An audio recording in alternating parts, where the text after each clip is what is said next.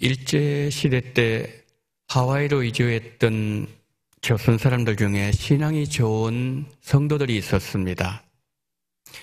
이들이 사탕수수밭에서 일을 하게 되었는데 주일이 되었을 때 예배드리기 위해서 교회를 갔습니다. 이를 알게 된 농장 주인이 다음 주일부터 교회 가면 매질하겠다라고 얘기했습니다. 그러자 이들은 이렇게 말했습니다. 우리가 돈 벌기 위해서 하와이에 왔지만 하나님을 잘 섬기는 것이 우리에게는 가장 중요한 일인데 우리가 만약에 주일을 못 지킨다면 우리가 여기 온 이유가 없어지니 매를 맞더라도 우리는 주일을 지킬 겁니다. 그러자 농장 주인은 막무가내였습니다. 그 다음 주일이 되었습니다. 오늘은 주일이니 교회 가기 전에 매를 맞고 가겠습니다. 그러면서 농장 주인에게 갔습니다. 주인이 아무리 협박해도 안 되니까 이제 회의를 하기 시작했습니다. 주일에 일하면 월급을 엄청나게 많이 주겠다. 그렇게 했지만 그들의 믿음을 꺾을 수 없었습니다. 주인이 물었습니다. 너희들은 왜 이렇게 사서고생을 하느냐?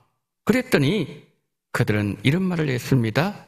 우리는 돈보다 예수님을 더 사랑합니다.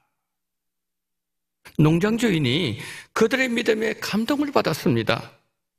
주일에 교회 가서 예배 드릴 수 있도록 허락해 주었고 그러던 중에 가까이에서 예배 드릴 수 있도록 농장 안에 예배당을 지어 주었습니다. 주님을 향한 변함없는 사랑이 놀라운 역사를 일어나게 만든 것이죠. 여러분, 이것이 사랑의 위력입니다. 특히 예수님과 우리 사이에 사랑의 고백이 오고 가는 그 자리에는 엄청난 변화와 기적과 역사가 일어난다는 거지요. 부활하신 예수님은 내가 이 사람들보다 나를 더 사랑하냐는 질문으로 베드로를 다시 목양의 자리로 불러주셨습니다. 내가 나를 사랑하느냐? 이 예수님의 질문은 너가 지금 나를 사랑하느냐? 이 질문이었어요. 예수님을 부인했던 베드로는 고개를 들지 못하고 있었습니다. 그 베드로에게 예수님은 말씀하셨습니다. 베드로야, 내가 십자가를 앞에 두고 있을 때 너가 왜 나를 모른다고 3번이나 부인하고 저주까지 했는 줄 아느냐? 너가 나를 변함없이 사랑하지 않았기 때문이니라. 부활하신 예수님은 베드로에게 사랑 고백을 듣고 싶어 하셨습니다. 주님은 우리에게도 물으십니다. 사랑하는 나의 원동교회 성도들아, 너희가 나를 사랑하느냐? 히브리서를 보면은 주님은 과거에 우리가 주님을 사랑으로 섬겼던 것과 지금 섬기고 있는 것을 귀하게 보십니다. 히브리서 10절입니다. 하나님은 불의하지 아니하사 너희 행위와 그의 이름을 위하여 나타낸 사랑으로 이미 성도를 섬긴 것과 이제도 섬기고 있는 것을 잊어버리지 아니하시느니라. 하나님은 과거에 우리가 주님을 사랑하면서 섬겼던 것과 지금 섬기고 있는 것 둘 다 귀하게 보십니다. 여러분, 둘 다 귀하지만 이 둘 중에 어느 것이 더 귀하게 보실까요? 지금 내가 주님을 사랑하고 있는 것을 주님은 더 귀하게 보십니다. 왜 그럴까요? 과거에 주님을 사랑했지만 중간에 세상을 사랑하여 주님을 떠나는 자가 있을 수 있기 때문이죠. 중요한 것은 지금입니다. 베드로를 찾아오신 예수님께서 베드로야, 너가 지금 나를 사랑하느냐 물으셨을 때 베드로의 마음에는 큰 찔림이 있었습니다. 예수님을 3번이나 배신하고 저주했고 예수님을 버리고 떠났던 아픈 상처, 흔적들이 있었기 때문이죠. 3년 전에 주님께서 베드로 부르셨을 때 베드로는 그 그물을 버리고 주님을 따라갔습니다. 예수님의 공생의 사역 막바지 즈음에 부자 청년의 비유를 말씀하셨을 때 베드로는 당당하게 말했습니다. 보소서, 우리가 모든 것을 버리고 주를 따랐나이다. 예수님과의 마지막 만찬에서 베드로는 또 자신 있게 말합니다. 내가 주와 함께 오게도 죽는 데에도 가기를 각오하였나이다. 여러분, 베드로의 말은 거침없었습니다. 자기 확신으로 가득 차 있었습니다. 그러나 하루가 지나기도 전에 베드로는 예수님을 3번이나 부인하고 저주하고 십자가 버리고 도망치고 말았습니다. 베드로에게는 아픈 상처가 있었습니다. 실패한 베드로를 찾아가신 예수님은 베드로야, 너가 나를 사랑하느냐? 3번 물으셨어요. 성경을 보면 예수님께서 우리에게 요구하시는 것은 하나였습니다. 주를 향한 우리의 사랑 고백이었습니다. 여러분, 왜 주님은 우리에게 처음부터 마지막까지 사랑을 요구하시는 것일까요? 주님께서 우리를 대하시는 방식이 사랑이기 때문입니다. 우리가 죄인 되었을 때에 주님께서 우리를 위하여 죽으심으로 우리를 향한 하나님의 사랑을 확정해 주셨습니다. 하나님께서 우리를 향한 하나님의 사랑 표현은 아들을 십자가에 죽게 하는 것이었습니다. 십자가의 아들 내주셨던 사랑의 하나님께서, 자신의 생명을 우리를 위해서 피 흘리신 사랑의 예수님께서 여러분, 우리에게 요구하신 다른 것이 또 있을까요? 여러분, 세상에 사랑보다 더 가치가 있고 사랑보다 더 고귀한 것이 있느냐는 것이죠. 하나님이 우리를 사랑하시고 예수님이 우리를 사랑하셨던 것처럼 우리 역시 주님을 사랑하기를 원하신다는 것이죠. 주님을 향한 베드로의 사랑 잠시 생각해 볼까요? 베드로가 갈릴리 바다에서 주님의 부르심을 받았을 때 베드로에게는 가정이 있었습니다. 가정이 있는데 그물과 가정을 버리고 주님을 따라갔다는 것은 쉽지 않았을 겁니다. 주님의 부름을 받은 베드로가 그물을 버려두고 예수를 따르니라, 짧은 한마디로 베드로가 주님 따라갔다고 성경은 기록하지만 수많은 비하인드 스토리가 있었을 겁니다. 베드로에게는 주님을 따라간 데 방해하는 복잡한 환경들이 있었지만 그 모든 것을 딛고 넘어서서 주님을 따라갈 만큼 주를 향한 베드로의 뜨거운 사랑이 있었습니다. 제자들 중에 중간에 예수님을 버리고 세상으로 가버린 자들도 있었지만 베드로는 3년 동안 주님을 따라갔습니다. 마지막 관문으로 여겨졌던 겟세마네 동산에서 기도할 때도 주를 향한 그의 사랑은 변하지 않았다고 당당하게 말했습니다. 그런데 주를 향한 그 베드로의 거침없었던 사랑이 막힌 곳이 있었으니 그곳이 바로 십자가였습니다. 십자가 앞에 서 있는 자신을 보니 그동안 다 버리고 주님을 따랐다고 확신했고 생명도 내놓겠다고 큰소리 쳤는데 그것이 아니었다는 거죠. 베드로가 십자가 앞에서 주를 향한 자신의 사랑의 실체를 본 것이죠. 너무 부끄러웠습니다. 창피해서 얼굴을 들 수도 없었습니다. 갈릴리로 도망갔어요. 갈릴리는 베드로의 부끄러움을 감추어주는 은신처였습니다. 그런데 부활하신 예수님이 그곳까지 베드로를 찾아오신 겁니다. 주님은 베드로를 부르셨고 베드로는 좌불안석이었습니다. 주님과 눈을 마주칠 수 없었습니다. 분명히 주님께서 서운했던 마음을 드러내시고 책망하실 줄 알았는데 베드로가 전혀 생각하지 못했던 말씀을 하셨습니다. 베드로야, 너가 지금 나를 사랑하느냐? 주님은 사랑을 말씀하셨어요. 그때 베드로는 두 가지를 깨달았습니다. 자신은 주님을 사랑하는 자가 아니었다는 사실과 또 하나는 주님을 배신하고 도망가서 숨어있는 시골 골짜기 갈릴리까지 찾아오신 주님의 사랑을 보면서 베드로는 주님의 사랑에 큰 감명을 받았습니다. 여러분, 우리도 그렇습니다. 과거에 주님 보시기에 내가 부끄러운 일을 했던 자였던지, 주님을 진실로 사랑했던 자였던지, 이보다 더 중요한 것은 지금 내가 주님을 사랑하고 있는가라는 것입니다. 우리 인생의 실패 자리는 주님이 나를 찾아오시는 자리이고, 나를 찾아오신 주님을 내가 만나는 자리, 그곳이 나의 갈릴리입니다. 나를 찾아오신 주님이 이렇게 물으십니다. 원동교회 성도들아, 나를 이전보다 더 사랑하느냐?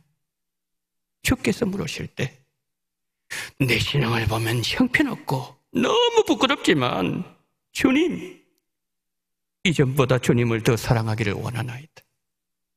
주님을 더 사랑하는 은혜를 부어 주옵소서. 고백하시는 은혜가 함께 하시기를 소망합니다.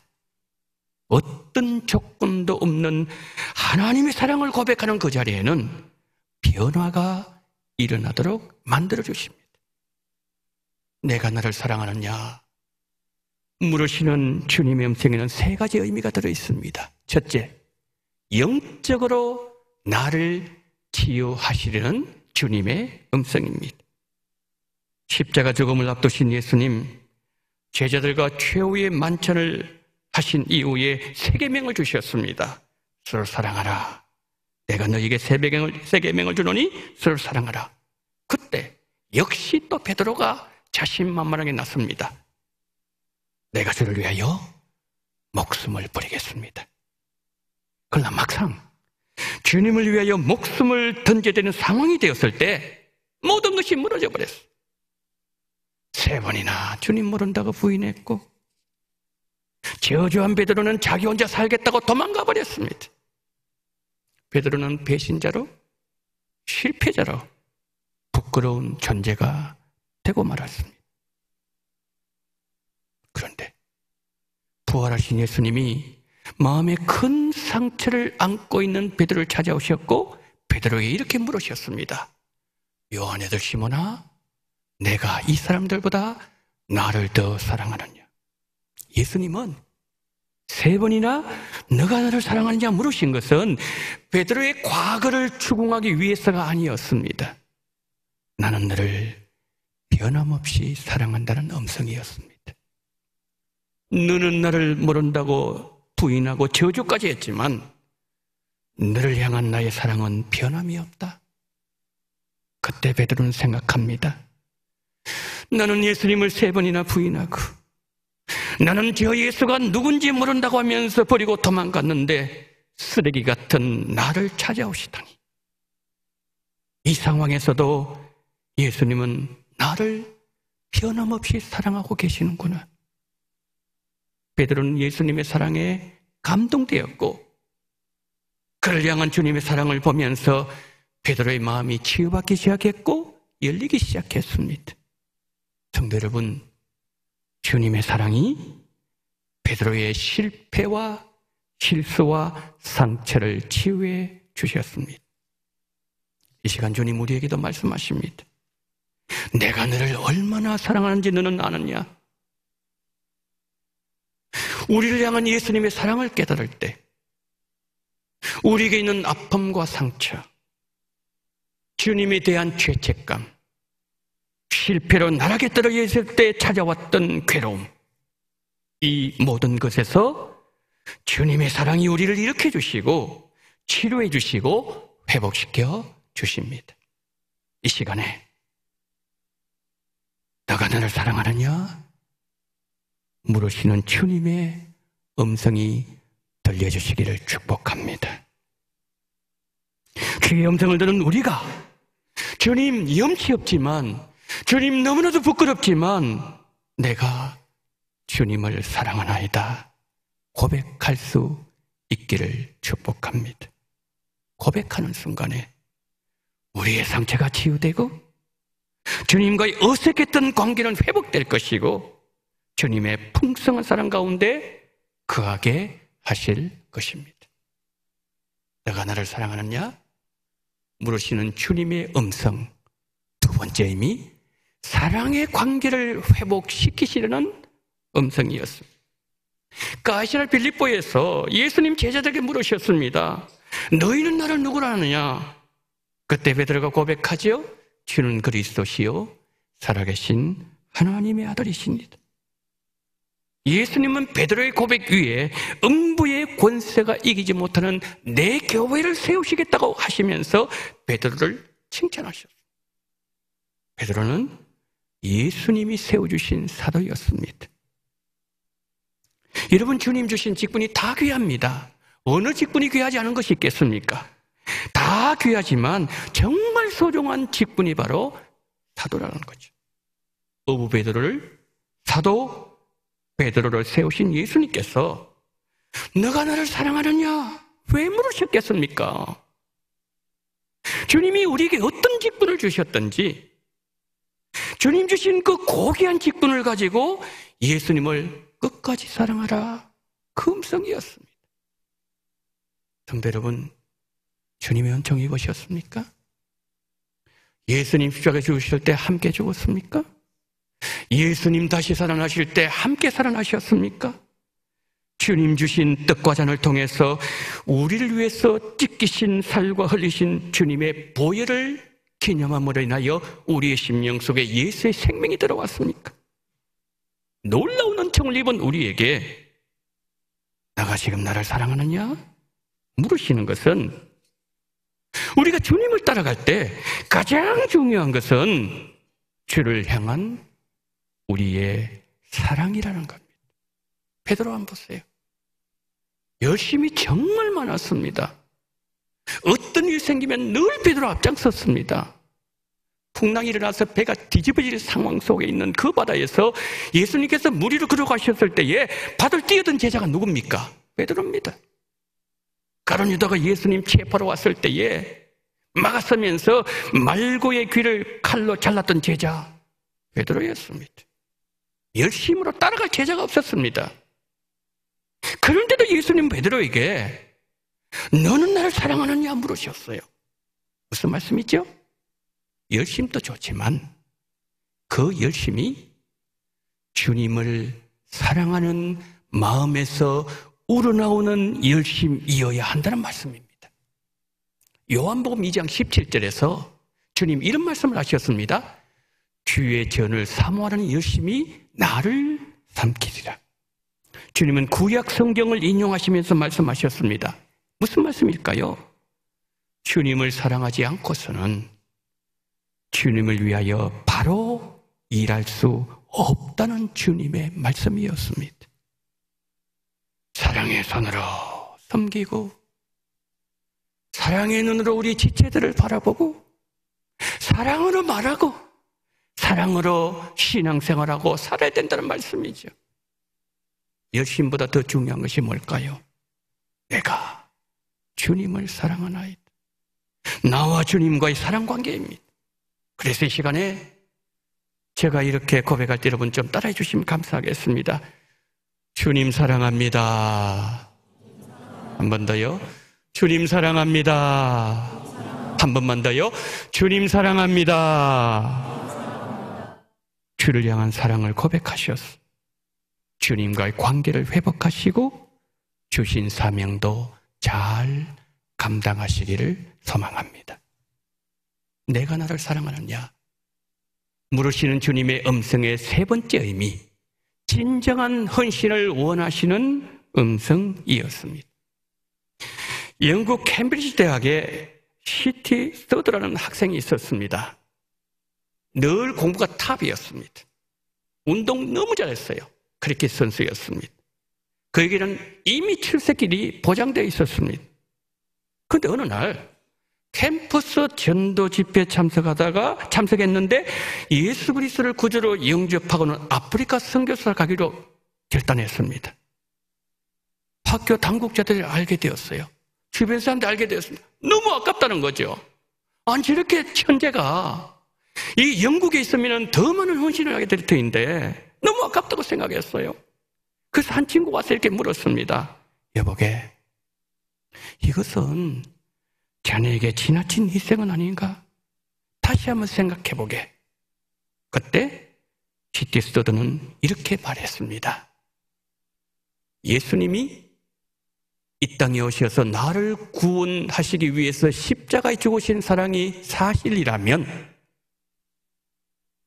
내가 그를 위해서 바치는 희생은 그 어떤 것도 지나친 희생일 수 없다.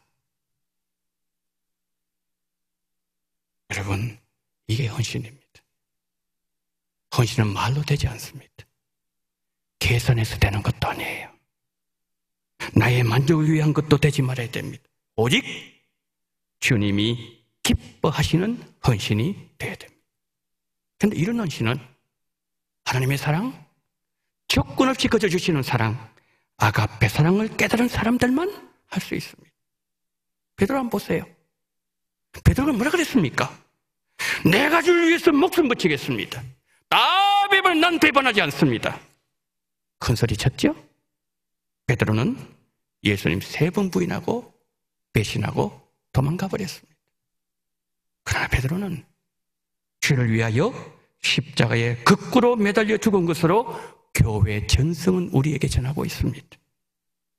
베드로의 변화 중심에 주를 향한 베드로의 사랑이 있었습니다.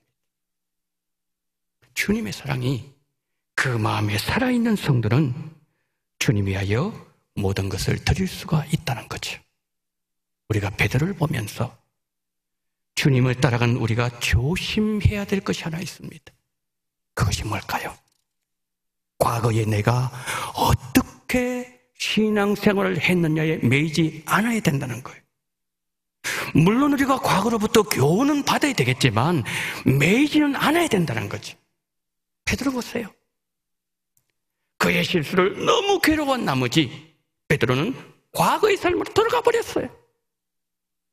우리가 과거에 집착하면 나의 지금의 신앙생활에 발목이 잡힐 수 있고 큰 타격을 받을 수 있습니다. 지금 내가 주님을 얼마나 사랑하느냐, 그것이 중요하다는 거죠. 교회 설립 80주년을 맞이하는 우리를 하나님이 기뻐하시는 교회를 만들기 소망하는 성도 여러분, 주를 향한 뜨거운 사랑이 우리 모두의 마음에 살아있기를 축복합니다.